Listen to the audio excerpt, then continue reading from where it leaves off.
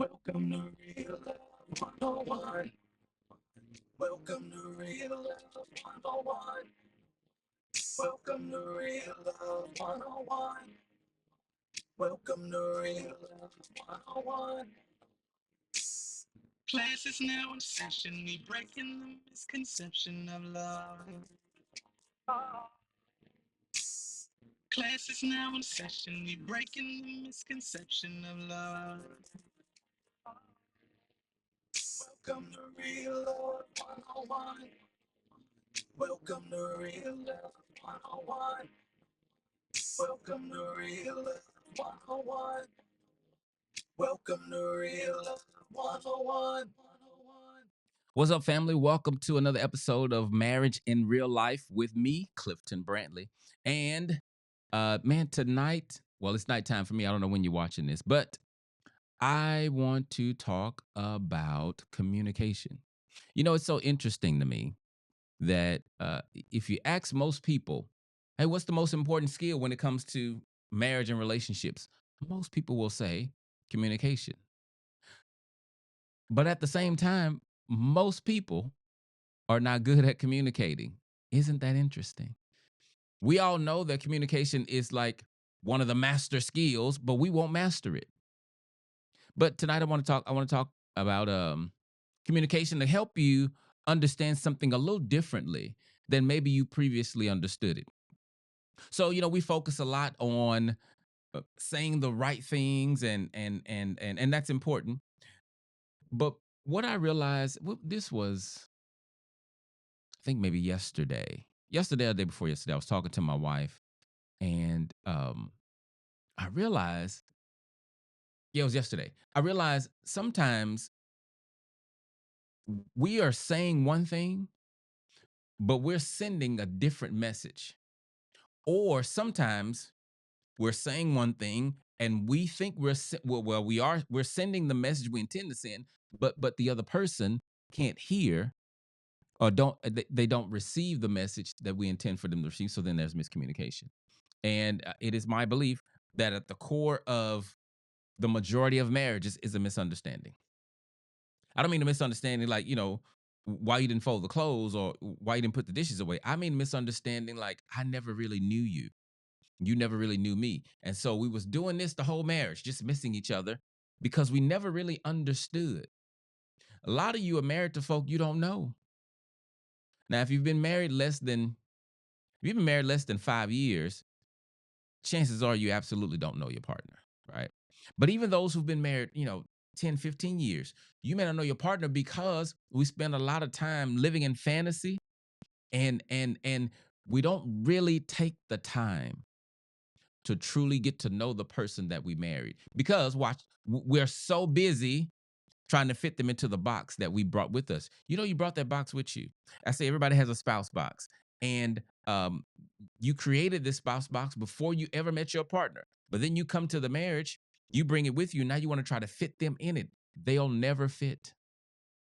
They were not designed to fit in your box, and your box was not designed for them. Right. So the point I'm making, though, we got to be better communicators because uh, if we don't communicate well, we'll miss messages. And if you don't divorce, a lot of folk are not divorced, but their marriage is dead.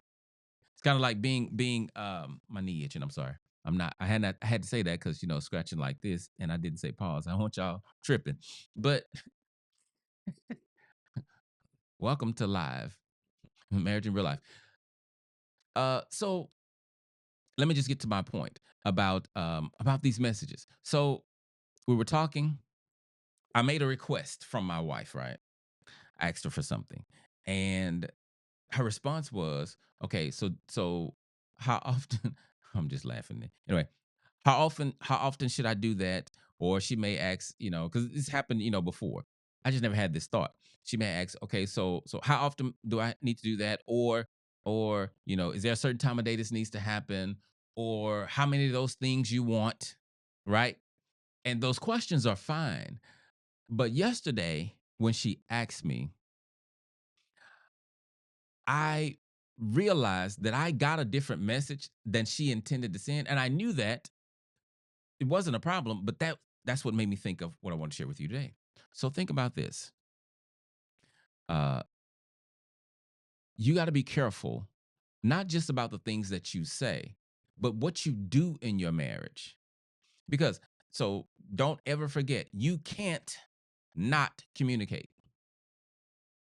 Okay, you can't prevent yourself from communicating. You're going to be sending messages whether you open your mouth or not. So those of you who like to, when you get upset, you like to shut down, and you think that you are not communicating, you are. The question is, what message are you sending? And that's what I think we should focus more on. We should focus more on what we are, the messages we're sending, than the words we're saying, or then, like, if your partner asks for something. So let's say I want flowers. I don't care about flowers, but if I did, I tell my wife, baby, I want you to buy me flowers more often. And she says, okay, well, how often do you want me to buy them? I say, you know, for the next 3 weeks, buy me flowers every Tuesday and Thursday, right? And so she does that. So she buys the flowers every Tuesday and Thursday. But when she buys the flowers, she brings them. She just, as a matter of fact, she bought so let's say she bought 8 sets of roses, and she just keep them in the garage. And when Tuesday come, she put them on the counter. Thursday comes, she put them on the counter, and that's for me. Now that's what I asked for, so she can say, "I did what you asked," and that's true.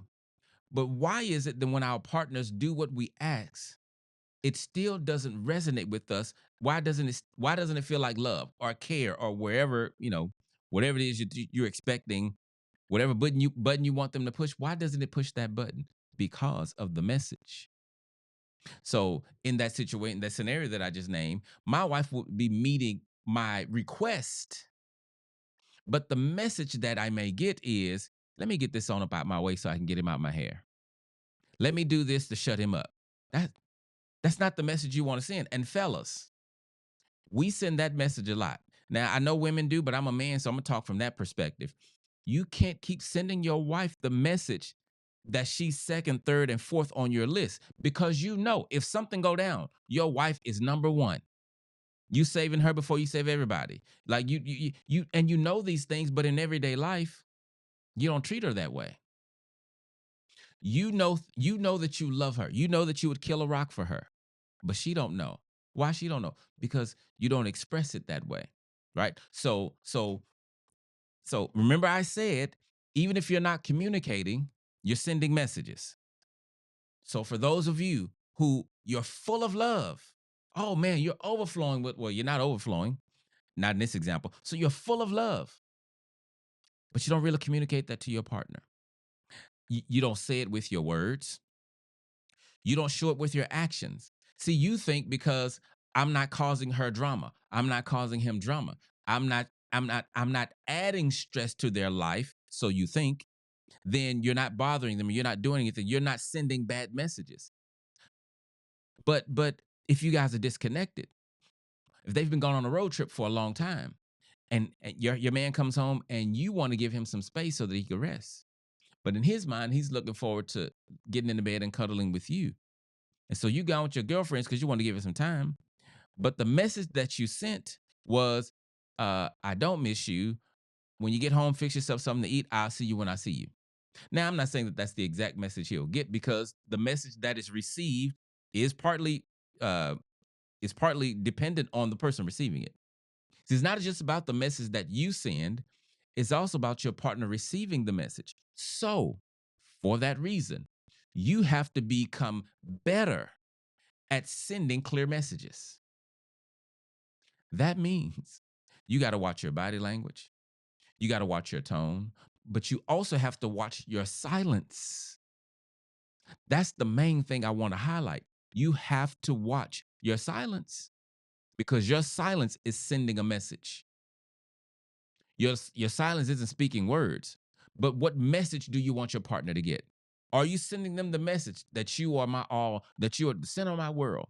Are you sending the message that, you know, I love you to the moon and beyond? Are you sending the message, I don't really care about you that much? Are you sending the message, um, I see you when I see you?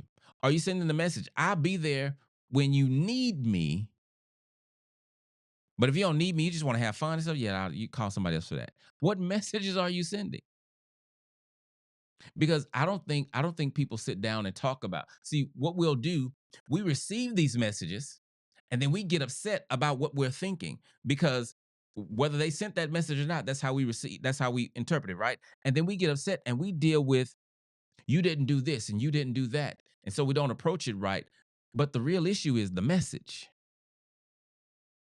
So here's what I want you to do. I want you to start asking your partner about the messages that they send you, or the messages that you receive. Because I'm not gonna put it all on them, but the messages you receive, when you receive it, if it's something negative, talk to them about it. Say, hey, um, watch, as simple as this. I just thought of this. Uh, man, eh, I just thought of this. So my wife went to the store and got herself a soda. And usually when she goes to the store to get soda, she get me a Gatorade, right? Well, this time she didn't get a Gatorade. And so I'm thinking about this right now. I didn't think about it then. But it did send the message. I hope I'm gonna help somebody. It sent the message. It wasn't a loud message. It wasn't a obnoxious message. It was a very small, subtle message. But the message, and let me not say she sent a message. I received a message because I'm sure she wasn't trying to send a message at all. Like she's and that's the point that I'm making to you though. So don't miss that. My wife wasn't thinking about sending me a message, but I got one. My wife was not thinking about she wasn't thinking about sending me a message, but I got one. The message I got was, I don't think about him like that. Now, did I make that up? Absolutely. I made that up in my head. So then the next step, since because I know you're going to do that, let me tell you what to do after that. Right? That's a logical assumption. That's the message you got. Now you need to go check the message. Don't just have the message in your head and just start acting on it. I can't believe she don't think about me. I think about her all the time. And she ain't think about me. I'ma fix her. What are you talking about? You hadn't verified anything. So you got the message. She don't think about me like I think about her. If you can't fix that within yourself, like, you know what? That's not true. That's the enemy. Let me get, and if you can't dismiss it like that, then go talk to your partner and say, "Hey, you didn't do anything wrong because they didn't like in this situation. My wife didn't do anything wrong, right? This is not about right or wrong. So you go to your partner, you say, "Hey, you didn't do anything wrong, but when you got you a soda and didn't get me a Gatorade, the message I got was you don't really think about me like that. Now I know I made that up, and it's not on you, but I wanted to share it. Now you say, if it's not on the other person, if it's just in your head, why do you even have to share it? Because when you hold things in, it festers. It doesn't die. It festers. It grows, and then when it comes out, like imagine holding a basketball underwater and then letting it go. You're gonna bust your nose. That's how it is. If the message you get, you can dismiss it on your own, fine. But if you can't dismiss the message, go verify because that may not be the message that was intended to be sent. It could have been, oh, I'm sorry. I actually was thinking about you, but I thought you had one at home already, and so I didn't get one. Then when you hear that, you say, oh, okay. She was thinking about me. And but let me add this point. Because remember, I said this wasn't a loud, obnoxious type message. It's very subtle. So I didn't get upset about the message or anything like that. I didn't even ask her about it because I was able to dismiss it and like whatever, that is dumb. But here's the thing. What if you don't dismiss it and you just kind of try to forget about it? Because it's so small, you would think it's not that significant. But here's what happens. Those little paper cuts eventually build up to where now you're bleeding out because you got 1,000 paper cuts. So my point is, even when you get small messages, address them. Don't let the enemy just play with your mind, like just plant seeds and uh, you know, They didn't tell you happy birthday first. They must don't care as much. Yes, folk think like that. But so I'm not making that up. But you be careful of the messages that you send, because when we don't, first of all, when we're not clear in the messages that we send, our partner's definitely going to misunderstand them. John Gottman says that we misunderstand each other as human beings over 90% of the time. Do you understand? You would have graduated nowhere if you failed 90% of your classes. On the other hand, you'd have graduated magna cum, one of them cum laudes. I don't know which one.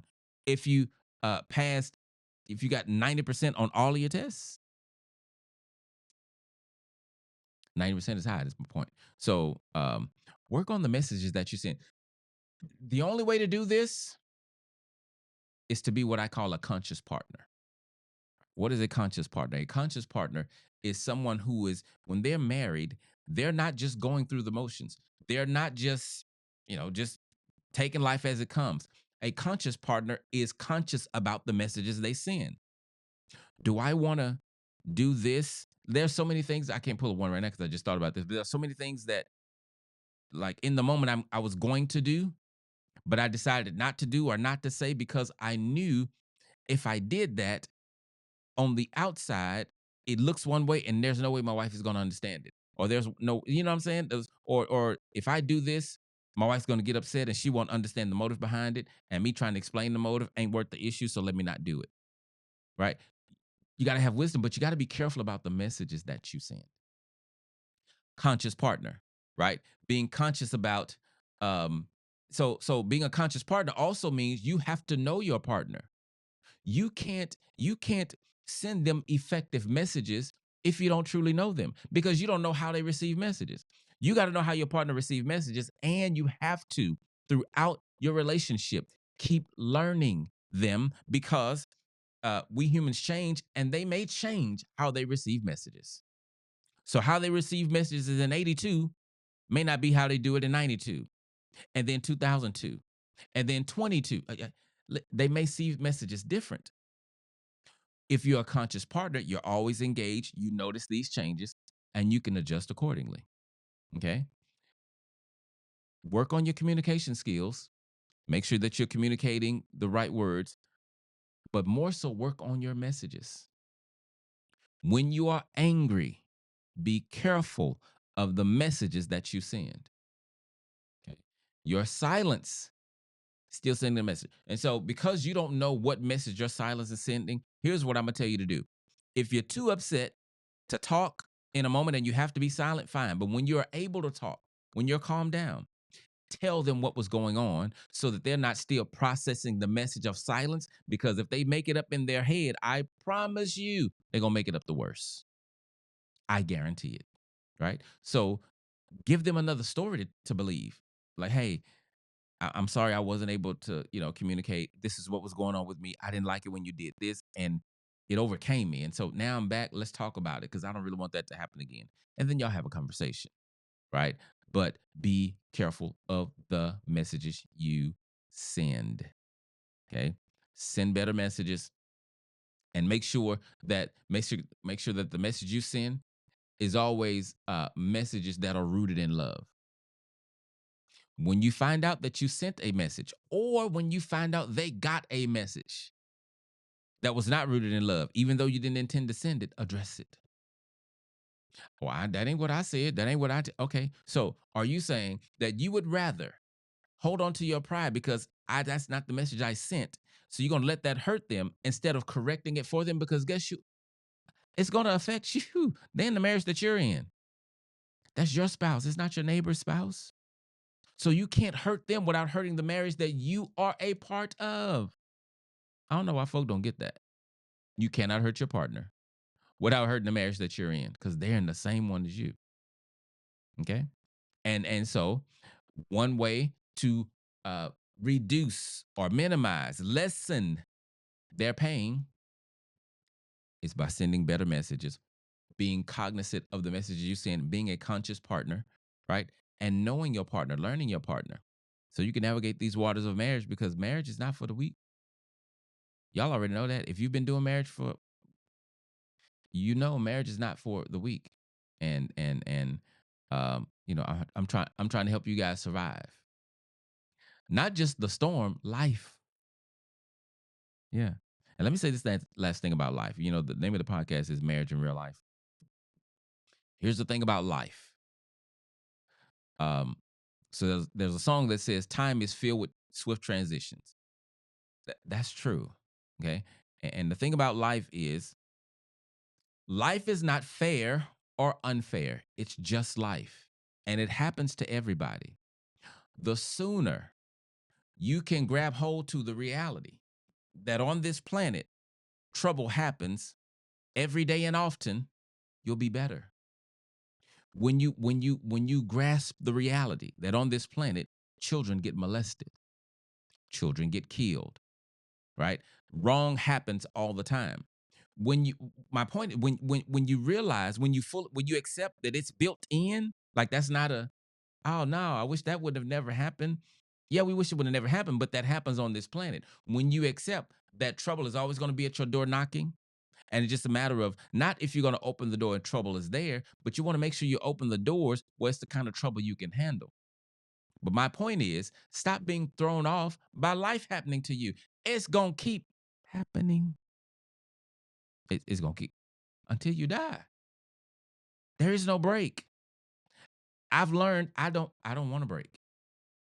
Because if I get a break, then I'm gonna be looking at Jesus and I'm not ready. Now I'm sure when I get there, I'll be like, Lord, what took you so long? I've been ready. But right now, on this side, you feel me? I can't remember why I started sharing that last part, but that was for somebody. And this is the point I want to make. Oh, I was talking about marriage in real life. When you're doing marriage, like it's gonna be difficult sometimes. Why? Because you're dealing with imperfect human beings, but you can still be loving.